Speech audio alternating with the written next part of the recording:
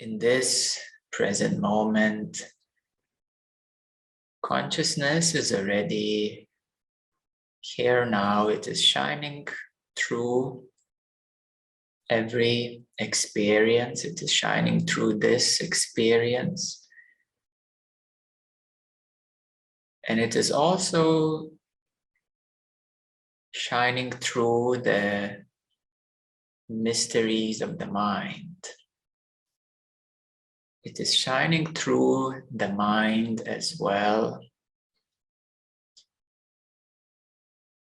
And the mind is as a filter for this clear light of consciousness. The mind adds a lot of extras onto this clarity of consciousness. It adds its own colors. It adds its own feelings, tones, and also limitations. So the mind is, we may say, as a debris, as layers of cloud, and thus it is called the veil, or the Maya, or illusion. Because when the clear light of consciousness shines through the mind, this light becomes bent and also distorted and reflected through the layers of the mind. So the same way as we look into the water on a sunny day, we may see the sun in the water, but the real sun is not in the water. It is up in the sky. So the mind basically is like a projection in the water, where consciousness is as a concept, as an idea, usually defined as God or as universal field or any sort of understanding of what it is supposed to be. So through the mind, we experience consciousness of what it is supposed to be. And how do we get to the real thing, to the actual consciousness?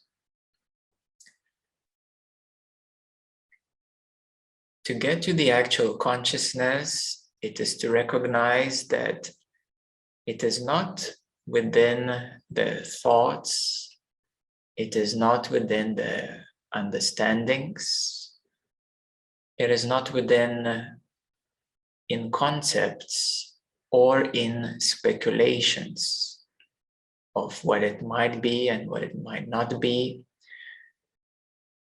We need to put these things at rest and to recognize that the pure light of consciousness is actually immediately here and now. It is not in the realm of thoughts. It is not in the realm of understandings, speculations, and concepts.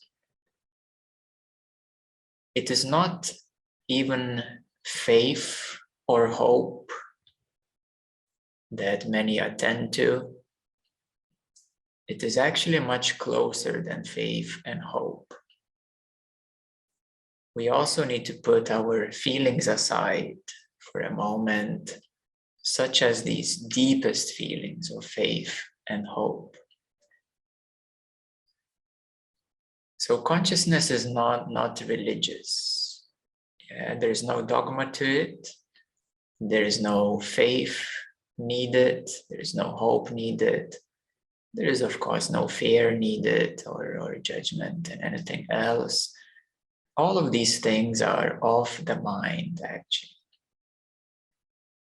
So the quickest and most direct way to meet consciousness, the pure light of consciousness, is to start to put things aside, to start to put feelings aside, to start to put all mental speculations aside, and to see what is left, what is here, and to inquire into experience itself. So any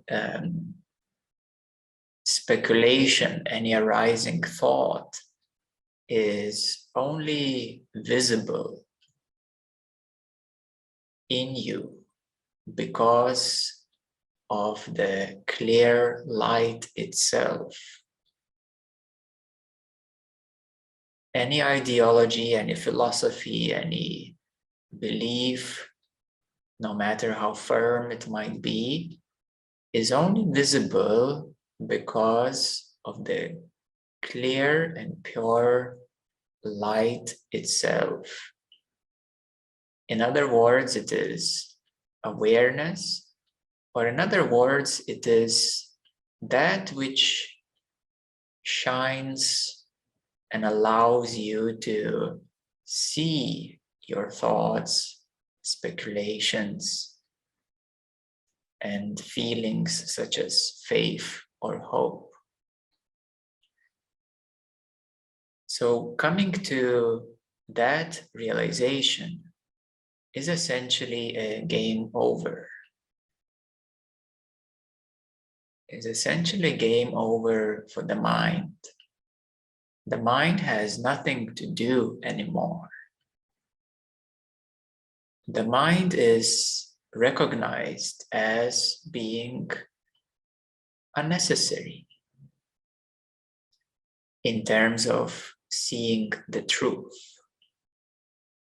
Yes, we are discussing about, we are inquiring to see the truth directly, to see consciousness directly. So recognizing that there is a clear light which enables you to see anything arising within you, anything present within you right now, anything present in your experience right now, is a game over for the mind. It is surely a game over for the ego, since there is nothing to argue about. And thus it is a sharp sword that cuts through the veils of the mind. It can either be this clear light of seeing as a sharp sword cutting through the mental illusions. So that is in its essence. And also commonly, it also serves as a sunlight shining onto the clouds. And this is more common experience for many, that these clouds are thinning and thinning and thinning, and they're becoming lighter, more transparent. The density of heaviness, the density of emotions, the density of mental layers is thinning through various practices, yogic meditative practices and healings. So you unwind one set of a cloud, and then you become lighter in your base vibration. You start unwinding the other set of conditioning, So you're becoming more clear, essentially. You're becoming lighter and you're becoming more clear. And the essence is to arrive at this ultimate lightness and clarity.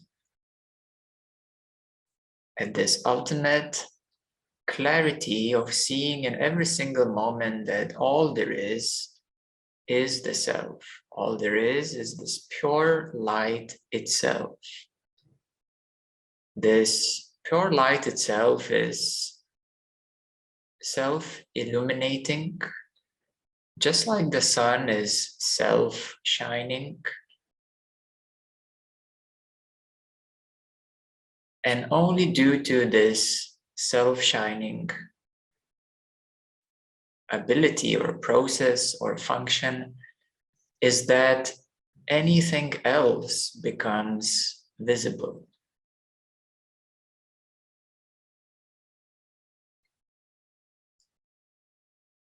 So we may understand that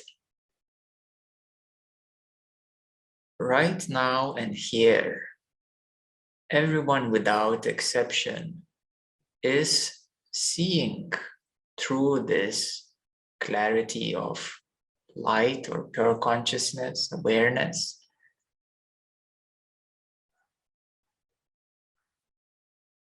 And then we may recognize that there might be a density of clouds,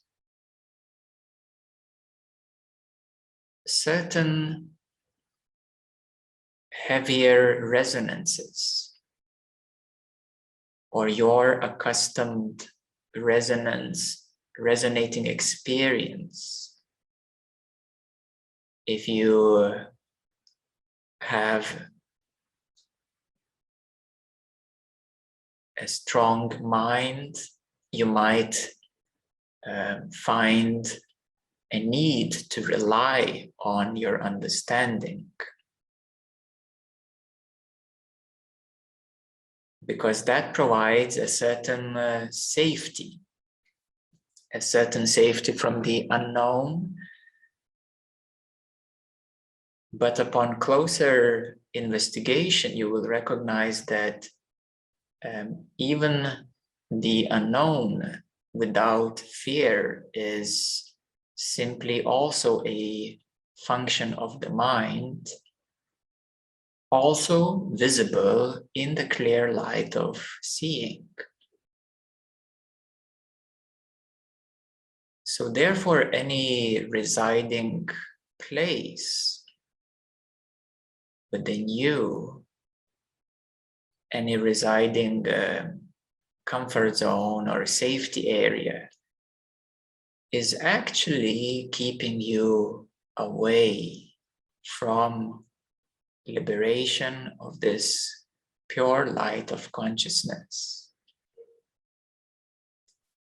It is only due to not knowing what is deeper beyond the safety zone or comfort zone is that one naturally, we can say, or automatically assumes that this is my preferred place to be. And therefore, if you are sitting in a cave and only during the brief moments you put your head outside to see the sunlight, it still means that you are dwelling in the cave. Yes, because liberation is putting your head outside in the sun and allowing it to consume any mental layer, any mental position or place. We can also notice that people also assume certain feeling safety zones and comfort zones, as well as certain, we can say, energetic safety zones and comfort zones. And the process of inquiry is exactly the same. If I find safety in this place, isn't it keeping me away from happiness, bliss, liberation, or any other quality of this pure consciousness itself? Essentially, it is about, we may say, the most closest qualities to the pure consciousness is lightness, clarity, bliss. Yeah, these are the very closest qualities of pure consciousness itself. Lightness, clarity, and bliss. It may also take various other forms, other qualities such as peace, love, happiness. They're more unique to your energy configuration. So we may start to understand that the primordial knowledge is needed to direct yourself into pure consciousness itself. That is being this light enabling you to see anything, to see your thoughts even, to see your understandings even. Now, what is everything else? Everything else is actually energy, and the mind itself is also energy. It is made of energy. The mind itself, the ego and the mind is, we may say, a certain veiled energy, a certain distorted energy, a certain limited, interlocked energy in your own experience. But if you really look closer at any blockage or any limitation, any distortion, it is also made of energy. Yeah, if you really look close at any blockage, at any condition, any distortion, it is also made of energy.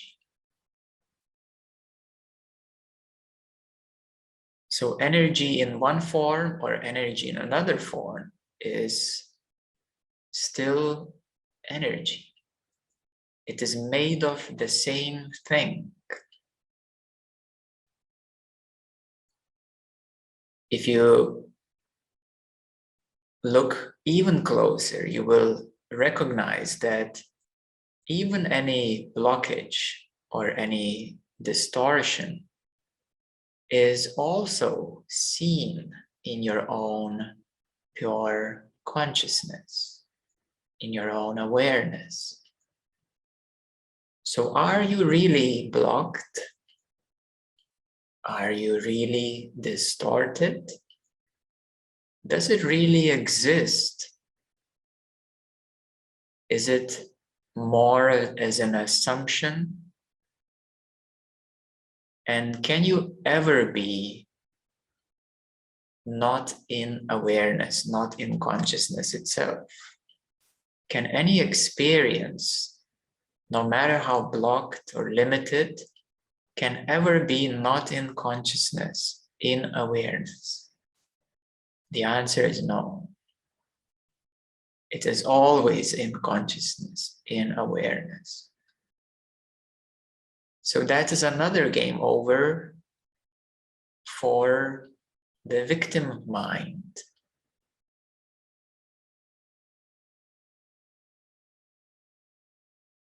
That is another game over for justifications.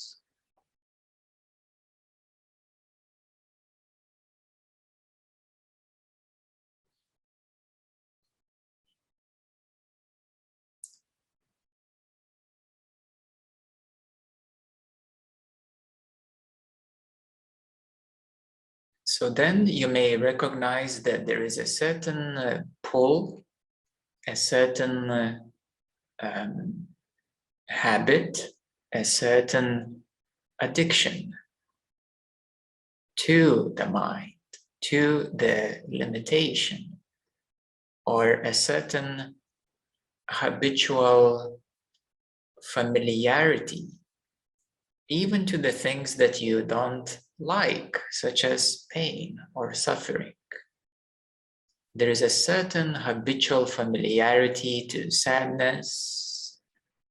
There is a certain habitual familiarity to being angry or judgmental. There might be a certain habitual familiarity with any other lower feelings, emotions, or thought patterns. And all they are is familiar patterns, familiar feelings, familiar things. And if you became familiar with those feelings, then there is a danger that you might get addicted to those feelings. There is a danger that you might forget the possibility of other kinds of feelings.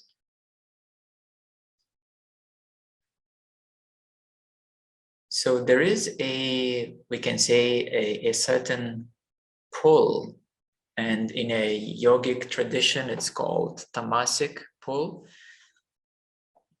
which is a crudifying pull, a crudifying force. And this crudifying force basically holds your attention as a slave or as a hostage in the worst case scenarios. Yeah, so that only happens because of accumulated habitual familiarities over a period of time. If one has been unconsciously, ignorantly, continuously supporting, these judgments and sadness and so on, then one has developed a certain crudity to be familiar with these low state of feelings, and therefore one is held captive by their own creation, or by their own, we can say, circumstances, which is also a common thing.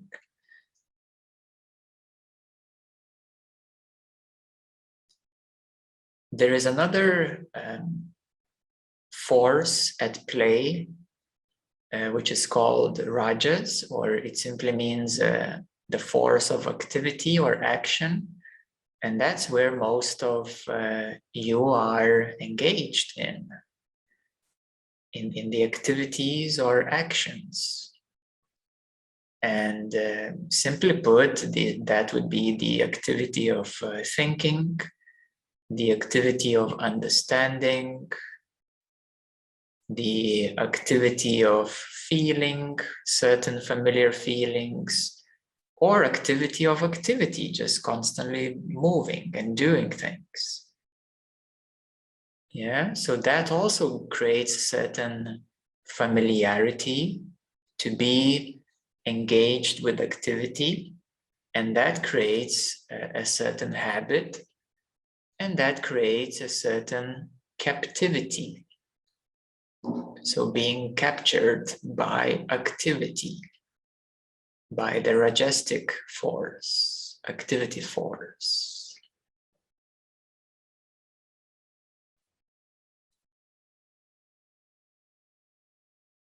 And then there is the third force, which is called sattvic, which correlates to a state of being, a state of harmony, a state of balance. So that is a key difference between duality and non-duality. That in the dual consciousness, a person is captured in the activity of the playing yin and yang forces, opposite forces. And in the non-dual consciousness, a person is stabilized as a being. He or she prefers a state of being than activity, as well as prefers a state of harmony and balance.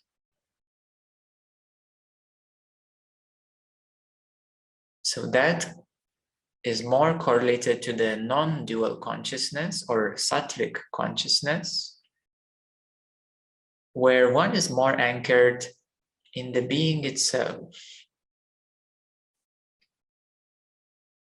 And that is much, much closer to the pure light of consciousness itself. The pure light of consciousness is actually even beyond the state of being, is even beyond the force of sattvic force, or the balancing force, harmonious force. For even a state of being is also experienced and seen in consciousness itself.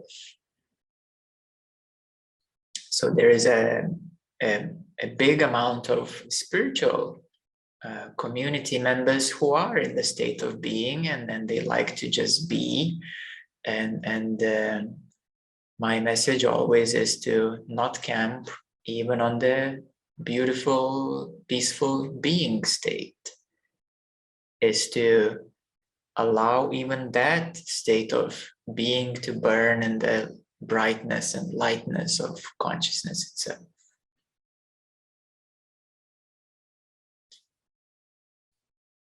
So there are many ways and many paths that uniquely, individually one takes.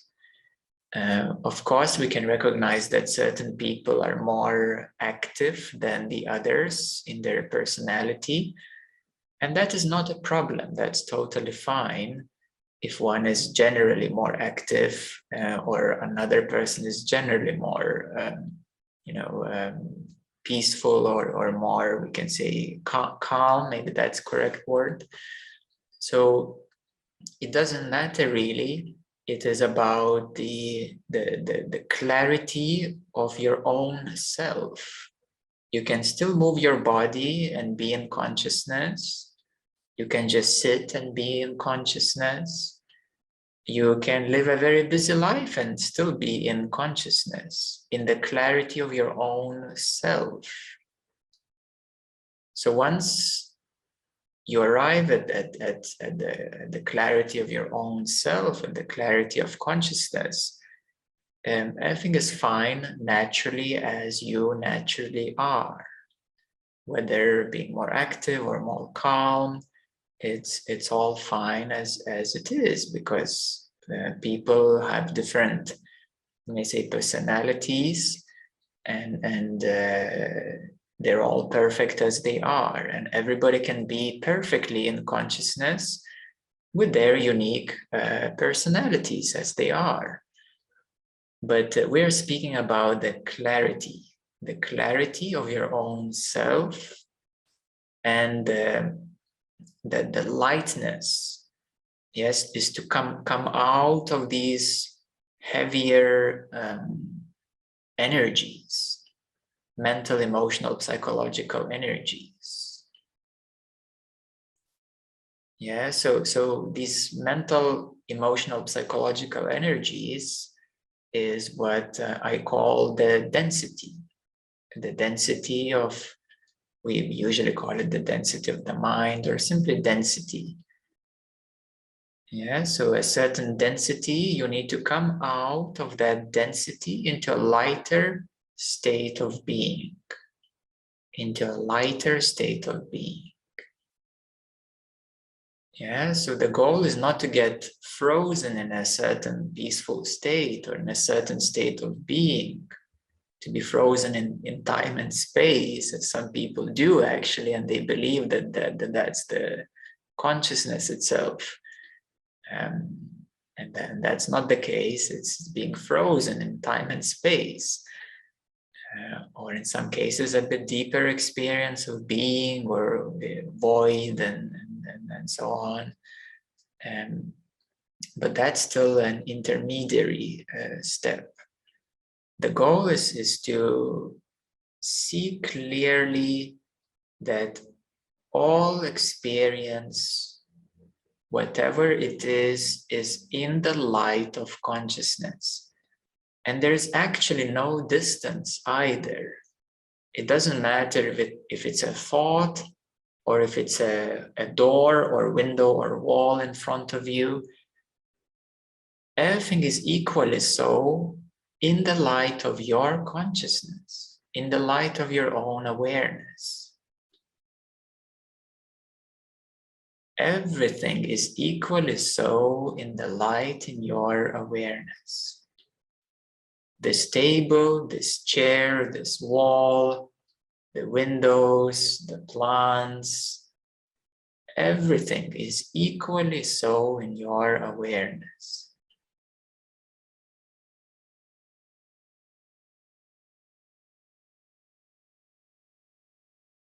And that's where the final duality drops down, the duality of other, or the duality of not me.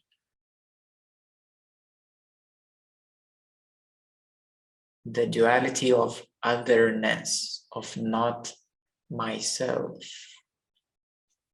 So only being in the mind, you would experience the duality, that this is me, this is the wall, and we're different. But being in the light of consciousness, you can clearly see that equally so, this body and this wall is in myself, in the consciousness itself.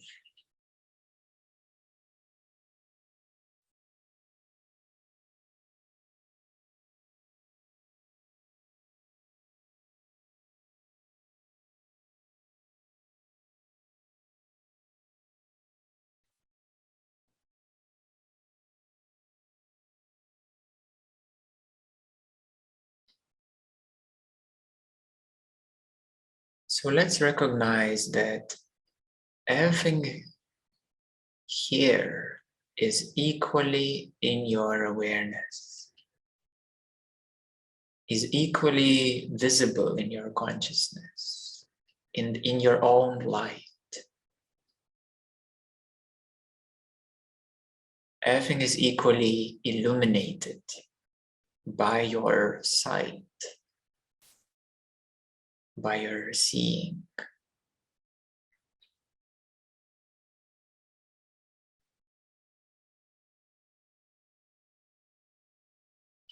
And therefore, everything in any state of consciousness, whether waking state of consciousness, where this world is visible, in the dream state of consciousness, where the undefined or more fluid dreams are visible, or in a meditative state of consciousness where altered perceptions are visible, everything is equally